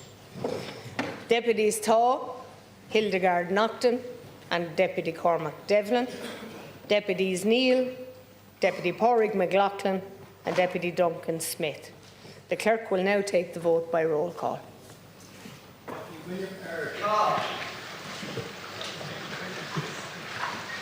Deputy Grace Overton. Deputy Brian Brennan. Deputy Colin Brophy. Deputy Colin Burke. Deputy Peter Burke. Deputy Paul Butterly. Deputy Jerry Bushmer. Deputy Catherine Callahan. Deputy Micheál Carrigy. Deputy Jennifer Carroll McNeil. Deputy John Clendenin. Deputy Joe Cooney. Deputy John Cummins. Deputy Emer Curry. Deputy Alan Dillon. Deputy Pascal Donoghue. Deputy Frank Feehan. Deputy James Gagan. Deputy Simon Harris. Deputy Martin Hayden. Deputy Emer Higgins. Deputy Kieran Keogh. Deputy David Maxwell. Deputy Noel McCarthy. Deputy Helen McEntee. Deputy Michael Murphy. Deputy Hildegard Naughton. Deputy Joe Neville. Deputy Naisho Murray. Deputy Maeve O'Connell. Deputy Kieran O'Donnell. Deputy Patrick O'Donovan.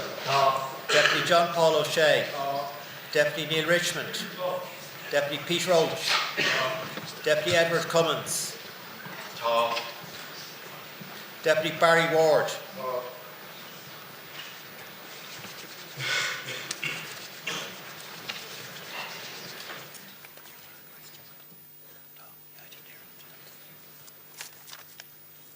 Deputy Catherine Ardagh. Deputy Tom Brabazon. Deputy Shay Brennan. Deputy James Brown. Deputy Mary Butler. Deputy Malcolm Byrne. Deputy Thomas Byrne. Deputy Michael Cahill. Deputy Derek Killeary. Deputy Jack Chambers. Deputy Peter Chapclear.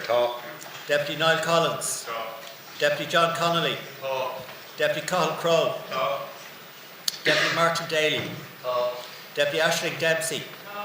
Deputy Cormac Devlin. Deputy Albert Dolan.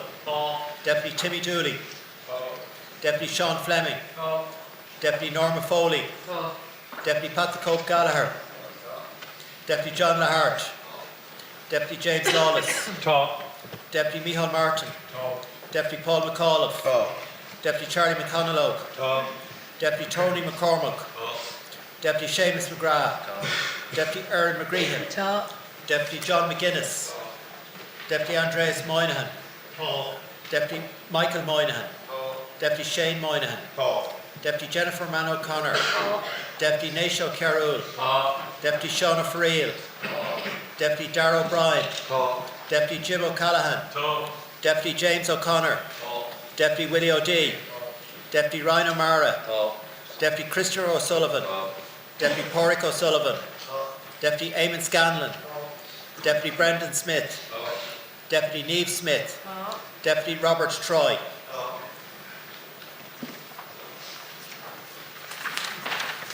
Deputy Cathy Bennett. Deputy John Brady. Deputy Pat Buckley.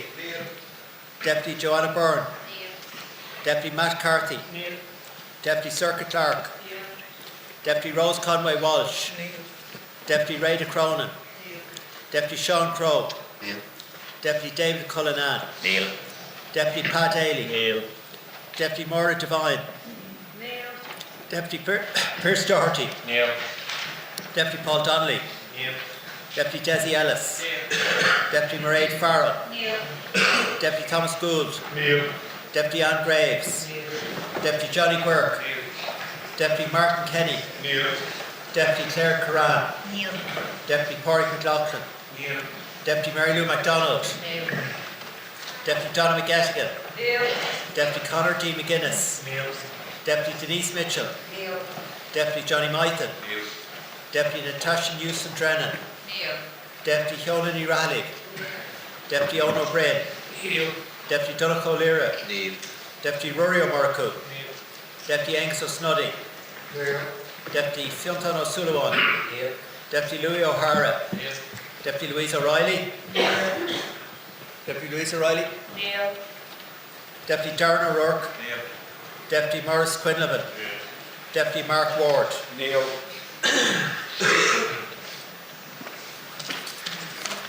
Deputy Kieran Ahern. Deputy Vanna Batchik. Deputy Alan Kelly. Deputy Owen Kenny. Deputy George Lawler.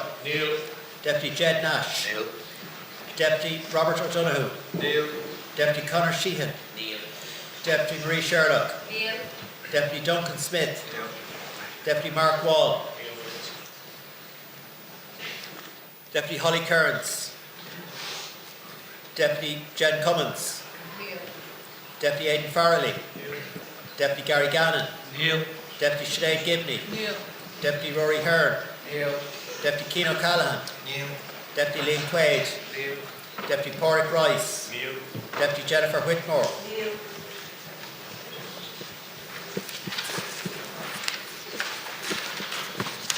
Deputy Michael Collins. Deputy Michael Fitzmaurice. Deputy Richard O'Donoghue. Deputy Ken O'Flynn. Deputy Richard Boyd Barrett. Deputy Ruth Coppinger. Deputy Paul Murphy. Deputy Paul Lawless. Deputy Peadar Tobey. Deputy Sean Canny. Deputy Catherine Connolly. Deputy Paul Nicholas Gogarty. Deputy Noel Grealish. Deputy Marion Harkin. Deputy Owen Hayes. Deputy Seamus Healy. Deputy Danny Healy-Ray. Deputy Michael Healy-Ray. Deputy Barry Heenahan. Deputy Michael Lowry. Deputy Matty McGrath. Deputy Kevin Boxer-Moran. Deputy Carol Nolan. Deputy Roger O'Gorman. Deputy Brian Stanley. Deputy Gillian Toole.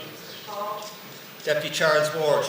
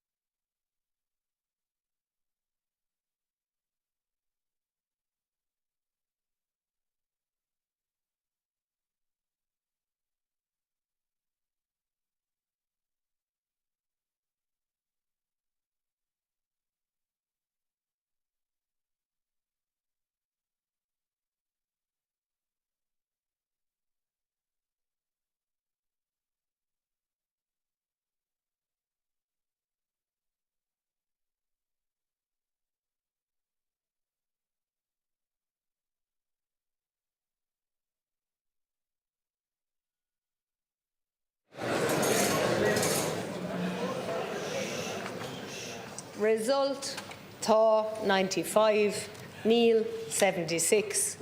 The question is carried, and I'd like to congratulate Deputy Micheál Martin.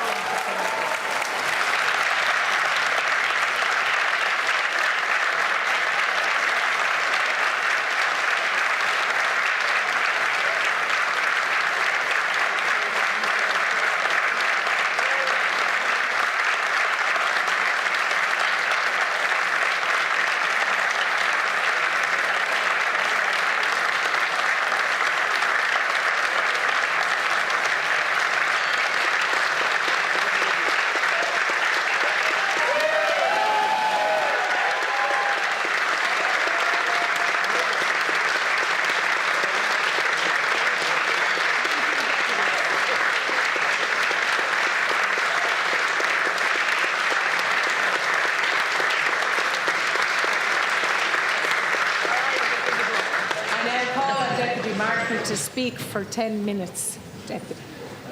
Orla is onóir mhór a bheith animathe agus tofa ag Dáil Éireann chun freastal ar Taoiseach mar Taoiseach am na scéal ar an saor phoblacht seo. Is privléid den Scoí seo agus geabhlam nach nénig mé talamh slán de go deo. Is maithas óldam agus cuinóig mé I gcónaí go bhfuil ifig an Taoiseach ina seasamh mar chuid de chóras den lethach níos leithine. Chóras den lethach ina bhfuil údarás agus mandáid an phobal ag gach duine a going, agus dúlgus oring goléir freastal ar our náisiún ar an Amlán. I would like to thank my proposer Albert Donald, Seconder Deputy Catherine Ardagh, and all of the deputies who supported me. And from my own party, Fianna Fáil, from the Fine Gael party, and from the Regional Independent Group, all of whom negotiated a programme for government in an upfront and honest manner. It is a sad development, in my view, in many parliaments in the world, that they have become more angry and divisive. They have become forums dominated by the inflated rhetoric of demonstrations rather than a place where different groups can argue in good faith and respectfully disagree. On the day where we carry out our most important constitutional duty as representatives of the people, we should take a moment to remember and respect those things which we share. It is a profound honour to be nominated to serve as head of the government in a free, democratic and diverse republic. Today, I am deeply conscious of the democratic tradition which our country has developed over more than a century. We should never take for granted the freedoms and opportunities secured for us by the generations who sat here before us and by the men and women who fought and campaigned for the establishment of Dáil Éireann. Our democracy has remained strong through some of the gravest challenges of a turbulent century. We have continued to have free debate and free elections. We have never wavered in our commitment to the peaceful resolution of disputes. The most powerful thing about the mandate which each of us in this House holds is that it is based on the support of our families, our supporters, in most cases our parties, and above all, our communities. I could not be more thankful to all of those who have been at my side and have helped me to achieve the honour of being nominated to serve as Taoiseach. It is the nature of politics that the focus is mostly on the few of us who achieve office. But the role of those who work with and for us is central. And I want to thank those who work for our party and have kept our voice and our representation so strong. They never believed the predictions and had faith that our people and our policies would prevail. I also want to thank the many friends and colleagues who have helped me over the years and who, with typical Cork modesty, advocate on a regular basis for the well-being of my home city and county. As they have grown, my children Micheál, Eva and Cillian have moved from being observers to being pillars for me. They are unflinching in their advice and constant in their support. I have been blessed to have a partner in Mary who has done so much more than just keeping me rooted. No position I have held and nothing I have achieved would have been possible without her.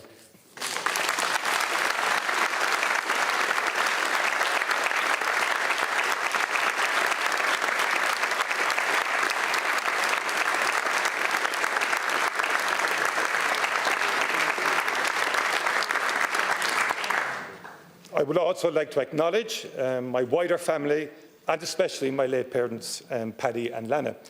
Yesterday was the anniversary of the passing of my late father, and this week, every year, I remember all he did for us and the values which he lived by every day. A strong and athletic sporting man, he was also quiet and determined in the small and large steps he took every day to help others. The CIE Widow and Orphans Fund, which he founded, helping hundreds of families at tough times of the year, was just one example of his commitment to turning values into action. Ours was a home where service to the wider community and an understanding of shared responsibility within society was always the defining value. Turner's Cross was a wonderful place to grow up in, and I will always be grateful to Coláiste Crease 3, both primary and secondary, for the education and encouragement which our teachers gave to me and my generation. My respect and belief in the essential role teachers play in building communities and society stems from the inspiring guidance I received from many of my teachers who were ambitious for us and set the sky as the limit.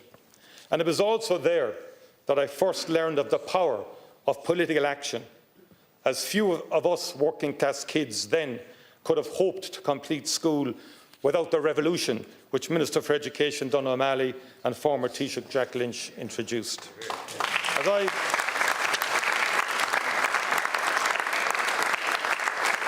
As I look at Ireland today, it is clear that there can be a degree of cynicism towards politics, and too often we dismiss the motivation of others, especially those we disagree with. I reject this. I believe in the good faith of those who seek to serve their communities in elective office. And I believe that politics remains a force for good, a force for positive change. I hope that we can have a cooperative Oireachtas in the coming years, where we try to emphasise positive discussion. For my part, I intend to remain open to constructive ideas from deputies from all parts of the House.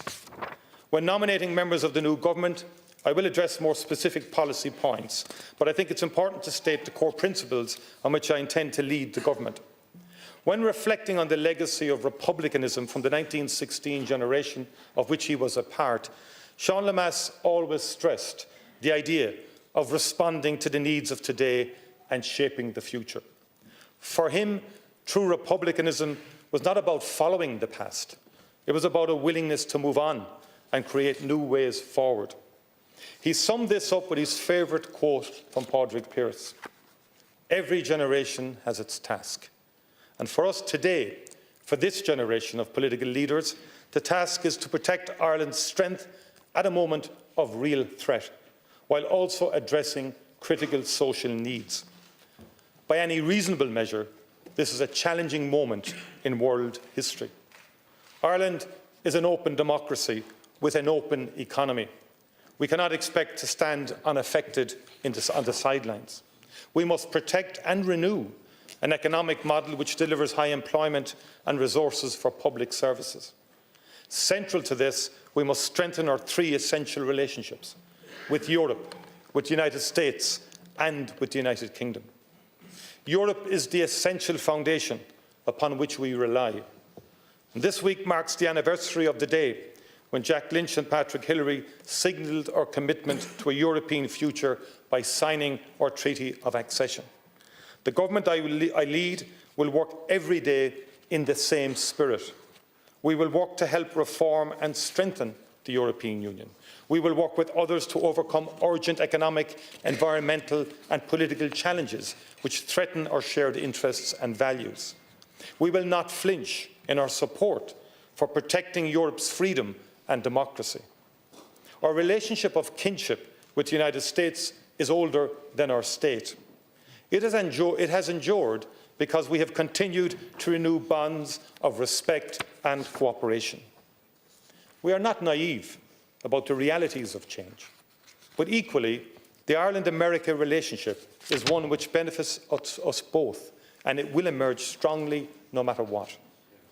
The United Kingdom remains a close social, cultural and economic neighbour for us, and we will begin operating a new systematic approach to consultation and cooperation.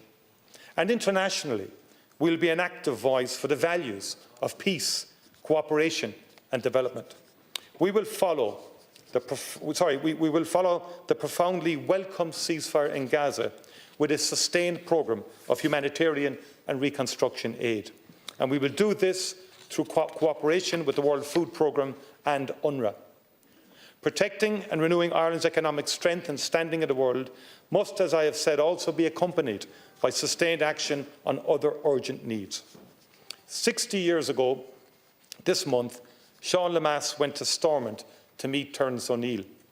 They agreed that we should be able to promote our constitutional objectives while also working together for shared development. It is a great tragedy that their new departure then was not allowed to achieve more. The new government will push forward on the historic task of building a lasting reconciliation. We will implement the largest ever programme of North-South research and investment, opening critical links and building both engagement and understanding through a further strengthened Shared Island initiative. Too many people are struggling to afford a home to buy or rent. Helping them will be a priority for the new government and for the Dáil. Too many people with disabilities and their families have to fight too hard to access the services they deserve. We must begin a new era in support for them, not just increasing resources, but step-changing the scale, nature and delivery of services. And this is not the work of one minister. It must be the work of every part of government and of this Oireachtas. We must deliver both resources and reform to help all our children to get the best start in life, through smaller classes, through community development programmes and through targeting resources to help families experiencing poverty. We must protect nature and biodiversity and move forward in tackling the existential problem of climate change. In all of this, the government I will lead will reject the sterile politics of the extremes, the empty gestures of those who want to impose inflexible ideologies when addressing issues which are as complex and diverse as our people. Mine will be a government which seeks to work in a spirit of practical republicanism, a spirit which has helped our country achieve so much in the past and which is essential if we are to meet the challenges of today. A spirit which will create equality of opportunity for all, which will work to underpin and promote the status, the dignity and independence of people with disabilities. A spirit that will build more houses at an accelerated pace and work every day to build reconciliation between the different traditions on the island of Ireland. In my role mar Taoiseach an rialtas nua seo, ag tréimhse codathach míhuainach timpeall na Crinne, tá aim láidir agam, obair leanúnach gan stad a dhéanamh gach éon lá mar Taoiseach chun an tír seo a chur chun cín. Buntáistí agus luachan na hÉirden a léirú thar lear, agus gan áras, beag an rialtas ag dul an lech leis na dúchláin mhóra timpeall oring inúmh. Geollam díobh go mbeidh méid freastal mar dhíthal son de tíre seo. Go raibh míle mágah agus ní neart go cur le chéile.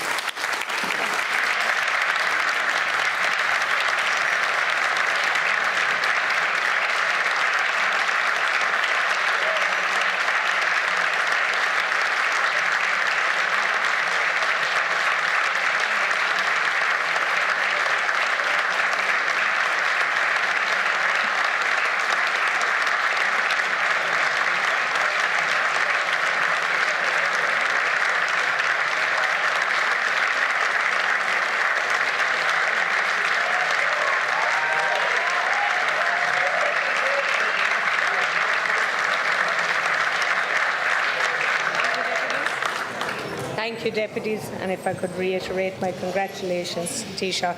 But in accordance now with the business proposal as agreed earlier, the House now stands suspended for 3 hours. 3 hours. Thank you, Deputies.